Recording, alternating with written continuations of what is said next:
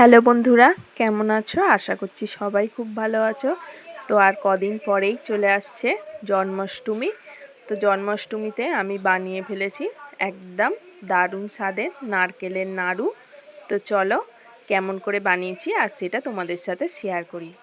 এখানে দেখো আমি একটা মিডিয়াম সাইজের নারকেল নিয়ে নিয়েছি, আর এটা আমাদের গাছের নারকেল।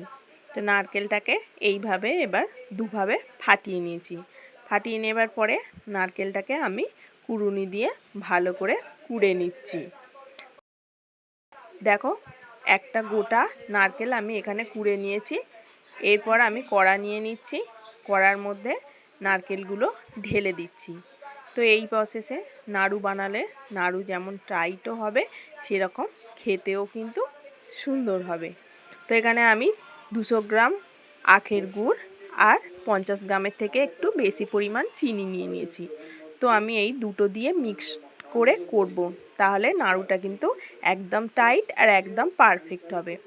তো আমি কিছুটা পরিমাণ চিনি আর এখানে 150 গ্রামের মতো আখের গুড়টা দিয়ে দিলাম।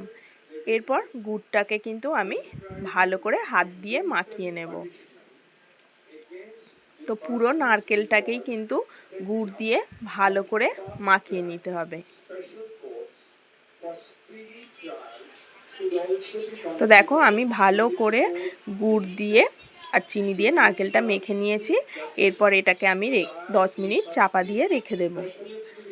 তো 10 মিনিট পরে আমি ঢাকা খুলে নিচ্ছি। নারকেলের মধ্যে থেকে যে চিনির জলটা সেটা বেরিয়েছে।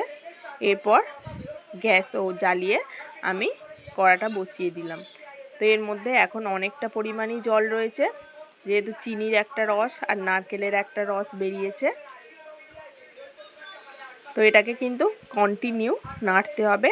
প্রথমে গ্যাসের ফ্লেমটাকে একটু হাই রাখতে হবে, তারপর এটাকে একদম মিডিয়ামে করে দিতে হবে, না হলে কিন্তু এটা ধরে যাবে। তো আমি বারবার কিন্তু নেড়ে চেড়ে নিচ্ছি, না হলে এটা ধরে যাবে। এখন দেখো নারকেলের জলটা শুকিয়ে অনেকটাই কিন্তু শুকনো হয়ে গেছে। যখন বুঝবে যে নারকেলটা খুব টাইট হয়ে যাচ্ছে আর নাড়া যাচ্ছে না, তখন কিন্তু বুঝবে এটা হয়ে গেছে। তো দেখো আমি হাতে করে একটু লাগিয়ে দেখালাম, এখনও চিটটা আসতে একটু বাকি রয়েছে। তো এটাকে একদম মিডিয়াম ফ্লেমে রেখে আমি ভালো করে নেড়ে চেড়ে নিচ্ছি।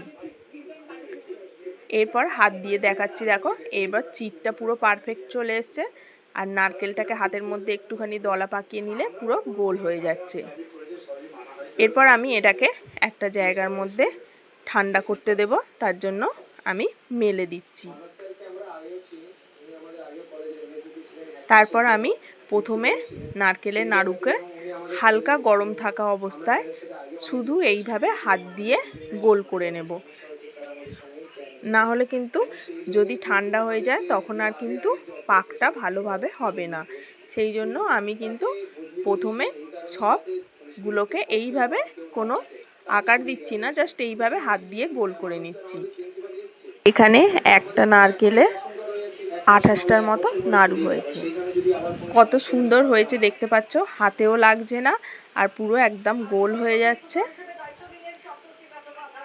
তো যদি পারফেক্ট নাড়ু বানাতে চাও এইটা কিন্তু ফলো করবে।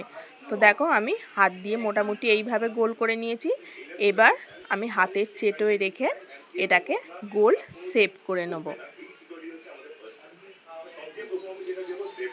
তো হাতে কিন্তু প্রেসার দিয়েই এটাকে করতে হবে, তবেই নারকেলের নাড়ুটা কিন্তু টাইট হবে।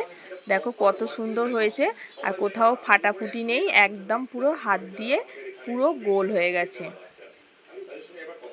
আমি এক এক করে সবগুলো এরকম করে নেব। তো একটু প্রেসার দিয়ে হাতে করতে হবে, তাতে করে নারকেলের নাড়ুটা টাইট হবে। তোমাদের বোঝানোর সুবিধার জন্য আমি এখানে আর একটা করে তোমাদেরকে দেখাচ্ছি। আর দেখো নাড়ুটা কিন্তু কতটা পারফেক্ট হয়েছে। তো এখন সব কটা নাড়ু পাকিয়ে গোল করে রেডি হয়ে গেছে। তো কেমন লাগলো রেসিপিটা? অবশ্যই ভালো লাগলে একটা লাইক করো, আর আমার চ্যানেলটিকে সাবস্ক্রাইব করে রেখো, যাতে আরও নতুন নতুন ভিডিও তোমরা দেখতে পাও।